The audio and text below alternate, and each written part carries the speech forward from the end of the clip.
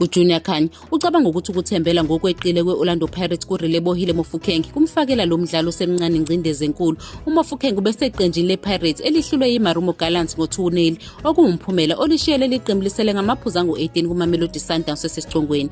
uKhanye wagijima kuKaizer Chiefs ukholwa ukuthi uMofokeng ubelithwele iqembu ngendlela adlale ngayo, kodwa manje amaqembu aphikisayo athathe ezinye izinyathelo zokumvimba. Lokhu sekuholele ekutheni uKhanye azibuza ukuthi ngabe abanye abadlali be-Orlando Pirates basukuma nini ukuze basuse ingcindezi emahlombe akhe. uKhanye ukubonile ukuthi impumelelo yePirates ivamise ukuncike kukhalipheni kukaMofokeng, kanti uma iqembu lehluliwe wonke umuntu ojwayele ukusola yena uyavuma ukuthi uMofokeng useneminyaka engu-20 kuphela ubudala futhi ubhekwe ngabovu ngamaqembu aphikisayo avame ukujuba umdlalo ozomaka eduze kwakhe. Imiphumela yalezi zintuthuko ibalulekile ku-Orlando Pirates. Uma beqhubeka nokuthembela kakhulu kuMofokeng kungase kubangele ukutubeka kuphinde kuphazamise ukusebenza kwakhe ngokuhamba kwesikhathi.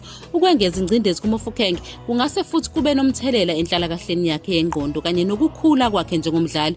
Okunye ukushoda kokulekelela kozakwabo bakaMofokeng kungase kuvimba amathuba empumelelo yeqembu. Kuphoqeleka ukuthi ithimba labaqeqeshi lithole indlela yokusabalalisa umsebenzi nokunciphisa ingcindezi kulesi sihlabane.